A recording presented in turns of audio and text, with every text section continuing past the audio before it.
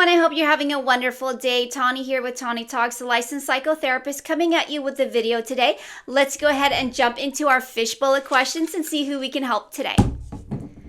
Today's question asks, Dear Tawnie, Thanksgiving is coming up, and although I'm looking forward to spending time with my family, I am not looking forward to getting involved in some hot button conversations. How do I avoid getting involved in these conversations and just enjoy time with my family?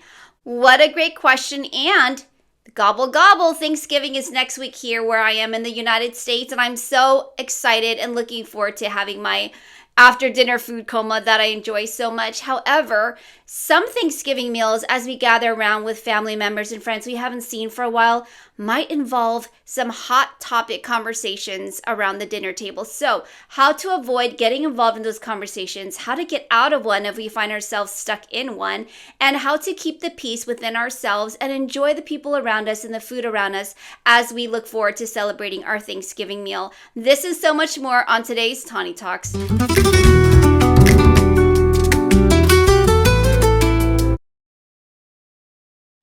You know that saying, don't let them push your buttons? I want you to reflect on that saying as we go into Thanksgiving. So Thanksgiving, we're going to go ahead and take time to reflect on everything we're thankful for. And if you're blessed and fortunate enough, you're going to be surrounded by wonderful family members and friends, people who just love you and who you love and you enjoy spending time breaking bread with. However, that's not the case for everyone. So if you do find yourself around a group of people and they're starting to talk about hot button topics that you know is not going to be any good for anybody because everyone has their own opinion, how do you avoid getting involved and not being disturbed by these conversations as they may arise around the Thanksgiving table this year?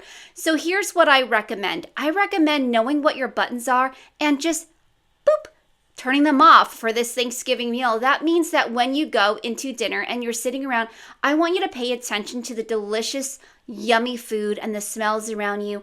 I want you to pay attention to people's smile and their laughter and just really enjoy being around these wonderful people that you haven't been able to see for a really long time. So first, you're going to focus and just stay in the present moment. Enjoy the meal, enjoy the food, and just try to be as present as possible. And when the conversations start going sideways and you know that a hot topic is going to be brought up and you don't want to get involved, I have a saying, if you don't like the way a conversation's going, go ahead and change it. So go ahead and introduce a new topic. You can talk about something benign like the weather or someone's recipe or some fun things that you have coming up the next year. So try that approach. And if the hot button topics are not moving, they are still being discussed, and you don't want to get involved, you can simply just get up and walk into the kitchen or go sit down in another place and just kind of take a breather. If you're not able to get up and you're starting to feel a little frustrated or angry or even upset, I want you to focus on your breathing. Take those 3 to 5 deep breaths in, slowly exhale out, and center yourself. Again, we want to focus on the wonderful things happening around us and try to turn off those buttons that we know are going to get us upset. So again, focusing on the people around you, focusing on the food. Worst case scenario, and they are now asking you your opinion, and you're really, really getting upset about it, and you know that you don't want to ruin Thanksgiving dinner by just getting up and storming off or causing a scene. I want you to just politely excuse yourself. I'm really not interested in discussing that right now. There's so many wonderful things I'd rather talk about instead, like, where did you get those shoes? Say something like that, or just get up and say, you know what, I actually have to use the restroom, and get yourself a little break, go for a little walk, do some breathing exercises, come back down, and most likely the conversation will have changed by then. I don't believe they'll continue to ask you for your opinion after you've asked for a little break or taken a little break yourself. And then you want to recenter yourself and focus on the wonderful people around you. Speak to somebody across the table or next to you about something that they might have be going on in their lives. Remember, when the conversations go sideways, you can choose to get involved or not get involved. You don't have to involve yourself in any conversation that you don't want to be a part of. You don't have to offer your 2 cents if it's asked for you. You're entitled to keep those 2 cents and your opinions to yourself. It's not always necessary to answer someone's question. And I feel like a lot of people need to know that. When someone asks you a question, you don't have to answer it. You can change the topic or just choose to disassociate yourself from the conversation and walk away. Not every question has good intentions. And I'm going to repeat that again. Not every question has good intentions. Another tip that I have to help focus on what we're thankful for this Thanksgiving is that when a hot button topic is being discussed, it's easy for us to start feeling upset and frustrated and even angry at the person that might have a dissenting opinion than ours. And when you start feeling that way, I want you to take the time to focus on the good qualities of this person. Besides their opinion that you might not agree with, what else do you like about them? Have they been a good friend or family member to you? Have they shown up in ways to support you throughout the years? Do they have special talents or maybe a wonderful gift to make people smile and laugh? I want you to remind yourself and focus on the positive characteristics of that person and not just what's currently coming out of their mouth. Another tip to change the conversation when you're not liking where it's going is to take charge of the conversation. Change the conversation by taking charge. And I know we talked about this earlier about changing a topic, but you can go ahead and steer that conversation into another direction. And if the people that have dissenting opinions than yours aren't getting the hint, don't give up. Keep trying to change the conversation. Hopefully they'll get the hint. And if it's not working, remember you can always get up, walk around for a little bit, or maybe help somebody else with another task at hand. You can always get up and help out in the kitchen. You can go and help clean up after dinner's done and just thank the host for what a wonderful meal you've had. Or if it's you that prepared such a wonderful meal, take time to reflect that you were able to have hands that prepared this meal and people to come and eat your wonderful food. So I think that's really important as well to know that you are able to get up at any time and leave the table to do something else or to help somebody else out. Another tip I want to offer you is while you're eating the meal, go ahead and compliment the host on how delicious the food is, because not only does that make the host feel good, but it also gives everyone a little nudge to thank the host as well for the wonderful, delicious food and all the time and effort that the host put into preparing this meal for you. And if you're the host of this delicious Thanksgiving meal, I want you to go ahead and give yourself a little pat on the back.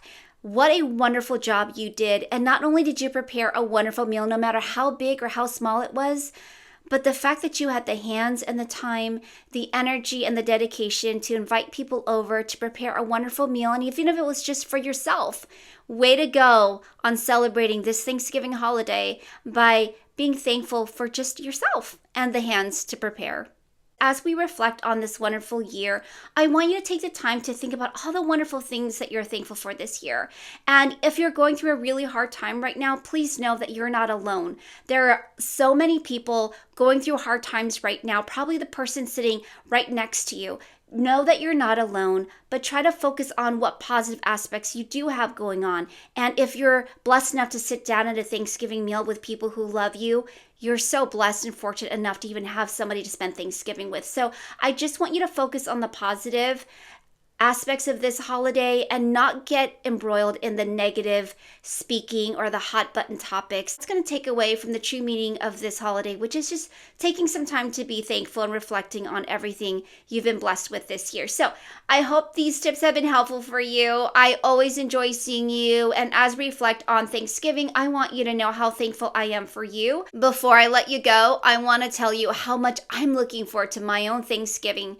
One of my favorite things to do after I eat a good, delicious Thanksgiving meal and end with pumpkin pie and vanilla ice cream on top. Oh my goodness, warm pumpkin pie with vanilla ice cream on top and a little bit of whipped cream. My favorite is the wonderful nap that I get to take afterwards.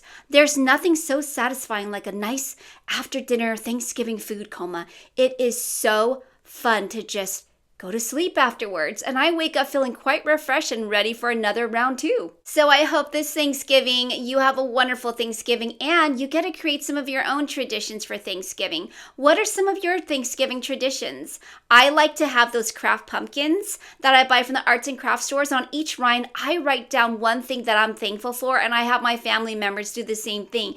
And every year we get to read the craft pumpkins that we've written what we're thankful for year after year after year. And it's so fun to see what everyone has been thankful for throughout the years. It's super, super special. So that's my Thanksgiving tradition. Go ahead and drop your comments below and let me know if you have any wonderful Thanksgiving traditions in your family that you'd like to share. I hope these tips have been helpful for you. I always enjoy seeing you. And as we reflect on Thanksgiving, I want you to know how thankful I am for you, for the time you spent watching this video, for your subscription, and for liking and sharing my videos. It has meant the world to me. And this has been such a fun journey so far. I can't wait to see you on the next video. And hey, if no one's told you yet today, I want you to know how special, how wonderful, how unique you are. There's no one like you in the whole wide world. Reflect on that and have a very happy Thanksgiving.